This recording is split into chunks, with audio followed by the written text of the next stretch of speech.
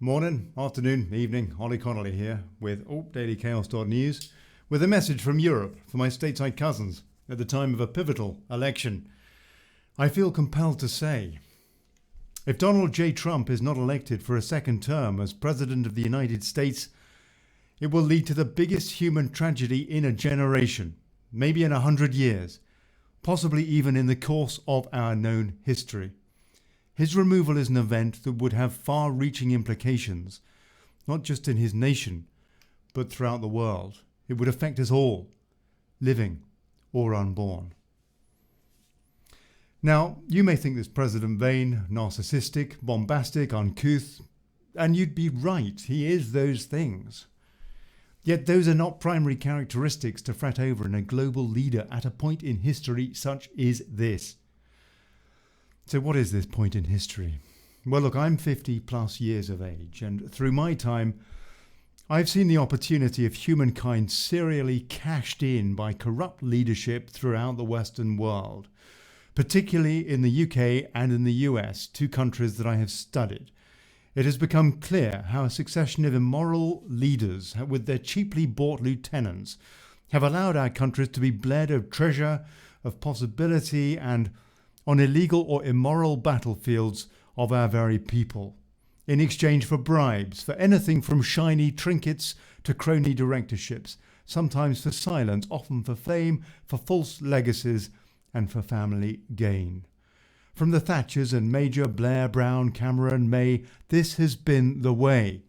I've seen it with Bushes both, with the Clintons, with Obama, and with Biden. All of these and their sergeants have profited personally beyond their salaries, beyond public service, and into the realms at least of nepotism, and generally into the territory of tremendous profit, all the while as our great beacons of global hope are sacked and reduced, impoverished and declined. In my time, such has been our establishments. Never have I witnessed pure and benevolent public service, but always the direct opposite, and at a most terrific cost to our peoples. That may have changed. In my time, as a tiny few have robbed us blind, I have seen our societies enslaved by debt and tax, our time stolen to the point we work not twice but thrice as hard per family, our liberty traded as global interests check our cultural heartlands, and our minds deranged with our very intuition belittled, and our common sense reprogrammed. All of this has been deliberate. Our leaders actually have conspired against us, their pockets filled, a strategy pursued, their plan not hidden, but our eyes diverted, our worries short-term, our hopes most human, our delusion profound. We have been hoodwinked, deceived by traitors, so long coming, yet incredible to see. Yet here we are, no longer sleepwalking, but sprinting now, lemming-like, into tyranny.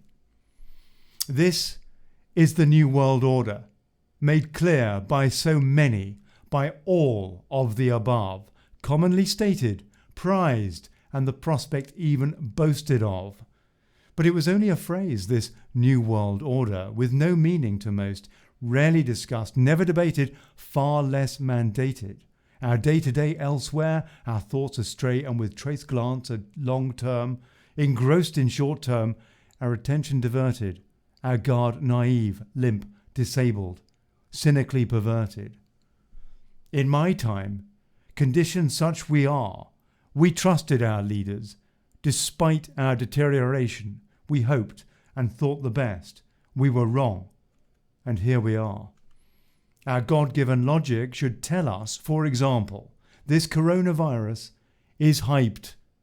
When before have we measured a virus decisions based not on its effect, but on its infection? And from experts that point out their tests are fallible, even a common cold in one's distant past said officially by the CDC to be capable of eking a positive diagnosis. Boris Johnson, for example, having said that only 7% of the PCR tests can be relied upon, and official EU statistics showing year-on-year European death rates being lower this year almost entirely across the continent. The WHO having downgraded this so-called pandemic to the level of flu. Yes, they have. It's just not on the news. Reality is being ignored, and you may well ask why.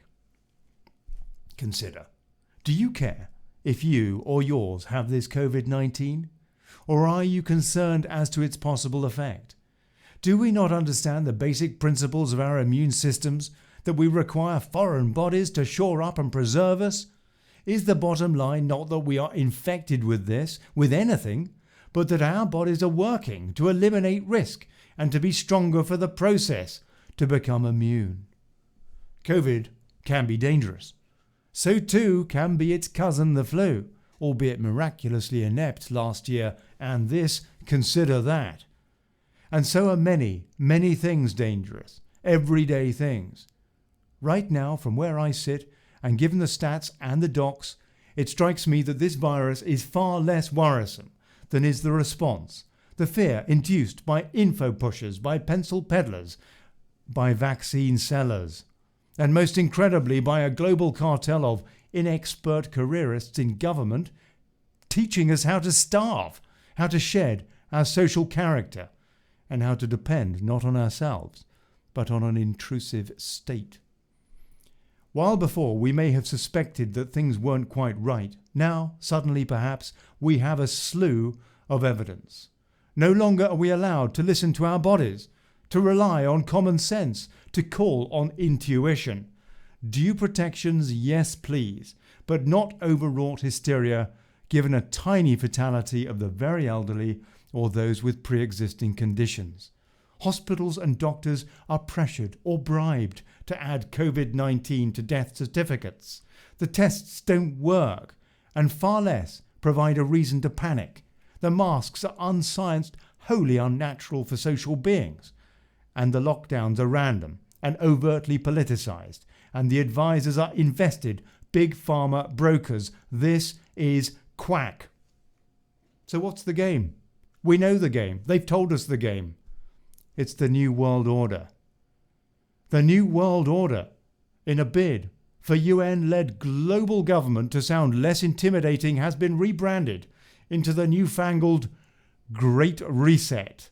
A wonderful surprise opportunity where we can build back better, to reform this world, to strip the human race of one's self-determination, of one's individuality, of one's talents, one's character, and instead to have its numbers succumb to a faux fab new society where we own nothing but are owned by society, or, more truthfully, by a few elites running the show. It encapsulates Agenda 2030, where nations are neutered and cultures raised down, rich histories erased and opinion despised, our peoples rounded up into giant cities where they'll be homogenized into a puerile soup of pathetic, a tiny few set to decide our fate, the individual outcast, despised and hated. It encapsulates powerful intelligence and the Internet of Things, powered by 5G, where each and every aspect of our lives, from tea making to bowel movements, can be monitored and controlled. Now, much of this actually will be convenient, and many tasks far safer.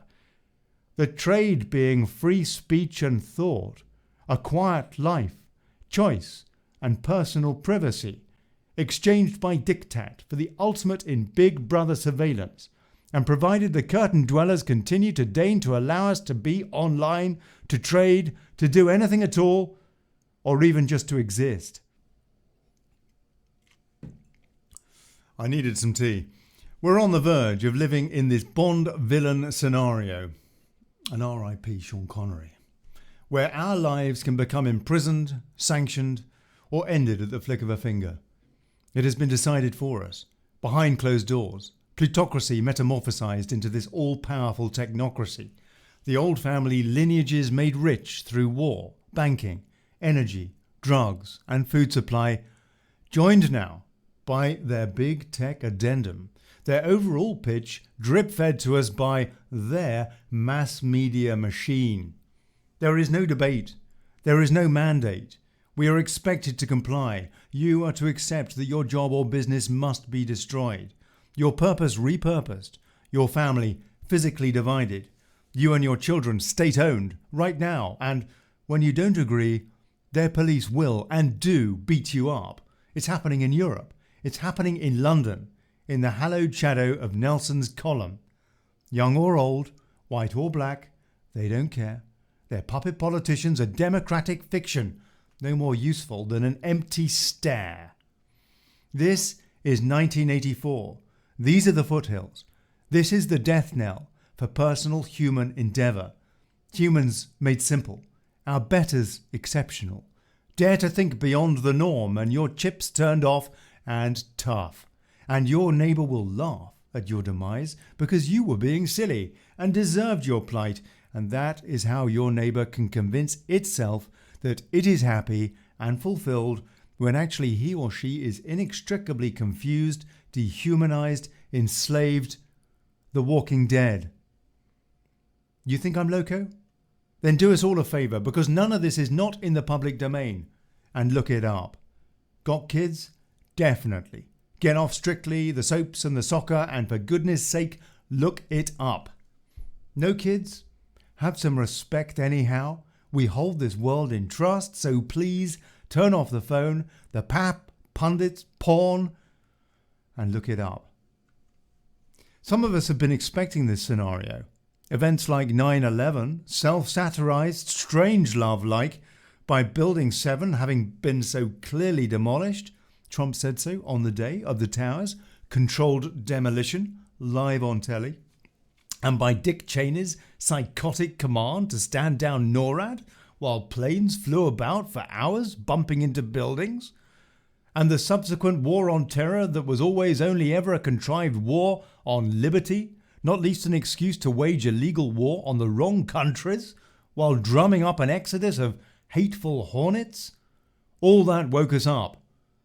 Many had been awake for much longer, and we thought them quirky. Many died ridiculed. We largely still are. Enough of us have shared enough knowledge, though, no longer to care. Instead to feel empathy for those so desperately seeking denial for the sake of their sanity. The sand is safe. Even tyranny offers hope. Stupidity provides salvation.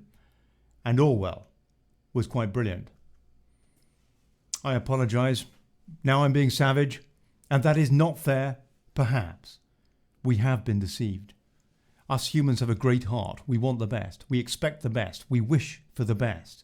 And all that is beautiful.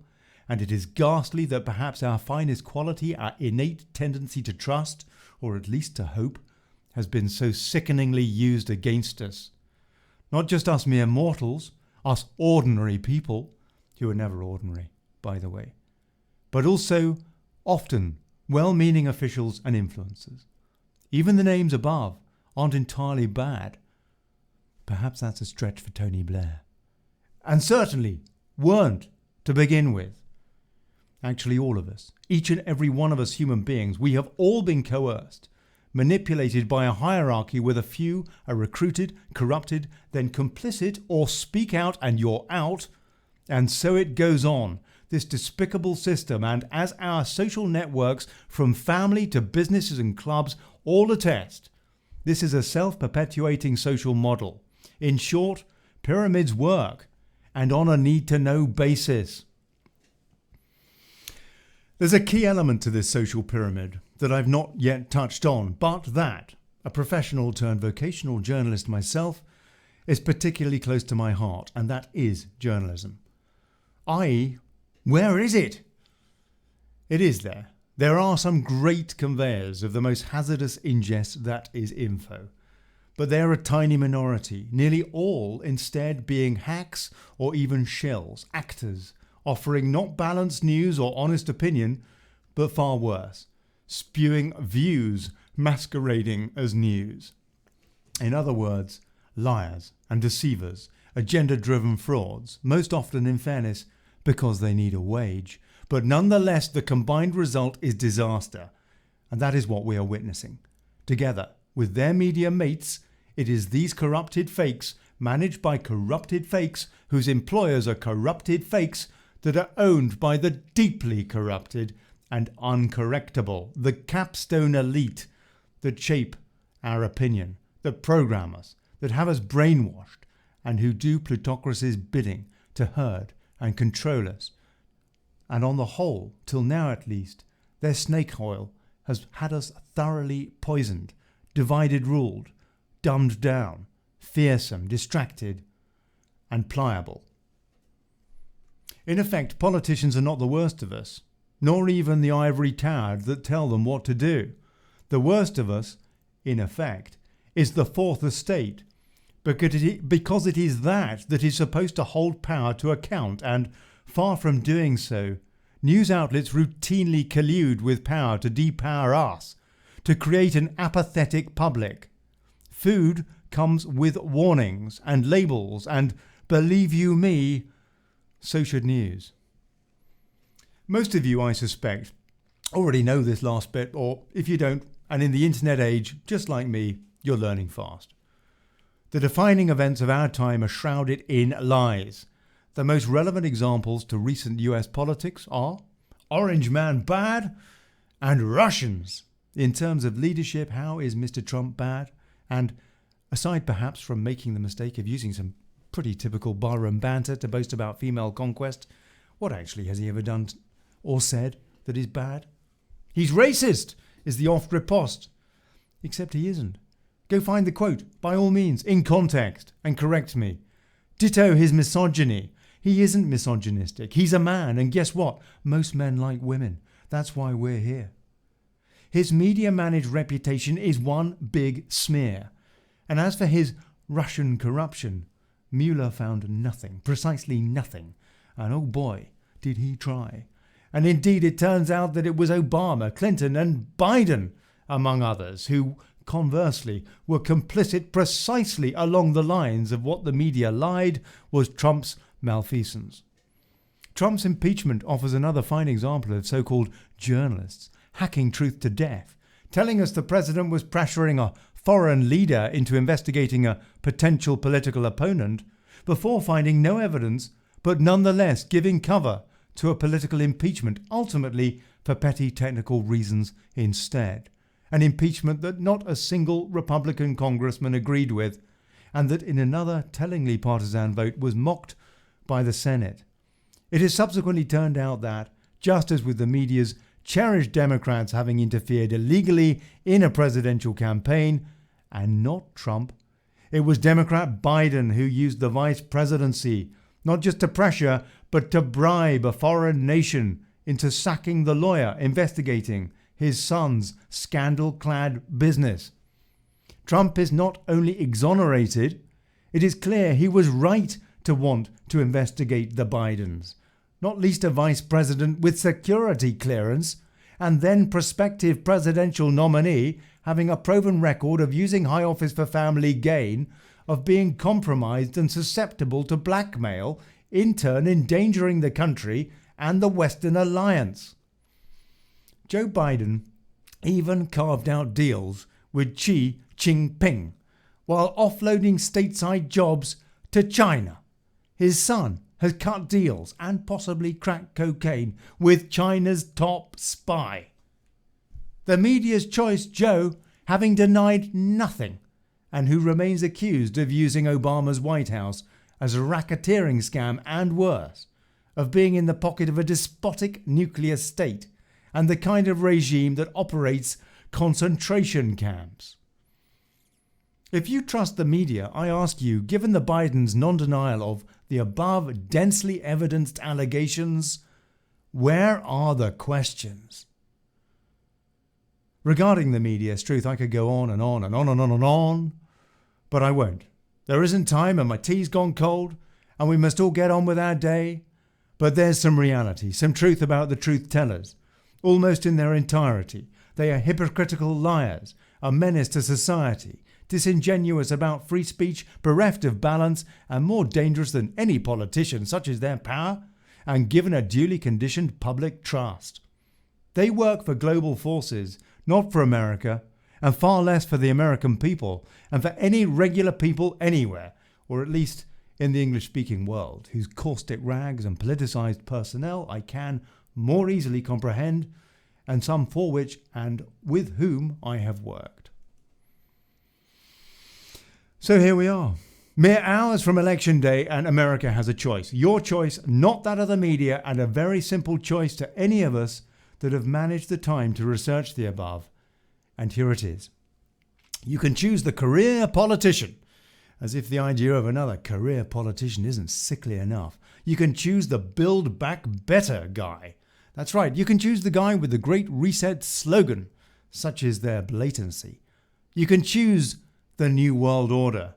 You can choose the end of the United States of America, the foreclosing on your dream, the China pal crook that wants you muzzled, locked down, taxed, overrun, and ultimately communized.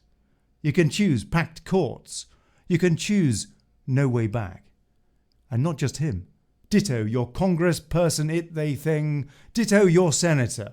You can vote Democrat for China, the UN, for violence from those that are intolerant to democracy, for Antifa, for Soros. You can vote dementia, or really for Kamala. But either way, you can choose a demented dark winter. Or you can choose the orange guy, he that, like him or not, and sure he could be the ultimate psyop, but damn it to hell, that would be one hell of a psyop. A guy who has never been caught in a lie. Exaggeration for sure. Hype, I'm sure. But positive too, I'm sure. Encouragement assured. As surely leaders should be. You can vote for the businessman who brought jobs back from China, who scrapped NAFTA, who saw through the Great Reset and told it where to go, which in truth is why they want him gone, who ripped up the TPP, who created jobs, factories and energy independence. You can choose the bloke that built a border and stands on it, that stood up for soldiers, for vets, for the police, for law, for order, for families, for kids, that socks it to human traffickers, who jailed, catch and released Biden's jailed. You can choose the peacenik, who just bothered to go to Korea, and only the second president in my lifetime, Carter II, that has not gone to war. The He's Orange candidate, nominated for 4 Nobel Peace Prizes for his work with Israel and the Arabs in the Balkans and for his efforts to end endless war. You can choose the guy the globalists cannot tolerate, that their globals media denigrates, carps about, that their every column castigates, that their big tech seeks to obliterate. He who dares to put his country first, as every leader should, that believes in its people over politics, in culture, in choice, in respect, in values, in common decency, the guy that trusts in God. In short, you can choose a fast track to totalitarianism, a one-way ticket to a dystopian nightmare, or you can choose your liberty. I submit to you, having researched the facts and refused the spin, that the choice is not difficult. Your conditioning, then again, you might please consider. Do not allow the media, any pundit, including me, to program your vote. You vote, fully aware. Vote on the basis of truth. Godspeed, America. Many of us from over the pond and beyond, we're very fond of you. Your ingrained pioneering spirit that whatever mistakes your nation has made, you represent, that you have demonstrated time and again, and the promise of which can take you to brighter and more brilliant days ahead. You are a beacon of hope in a world at grave risk now, right now, of losing its freedom. You do lead the way. The rest of us will follow. We will have our cultures and sovereignty intact throughout this world with the chance for great improvement, else we will all of us, at your behest, see our nations fall, destroyed, our peoples lost, ruined, enslaved. So hey, no pressure. Please, think, vote. And for pity's sake, Mr. President, kindly drain that bloody swamp. High hopes for T2, sir. Now you've cleared a path. This has been Olly Connelly with dailychaos.news. Kind regards, America. Here's to we the people. and bugger plutocracy.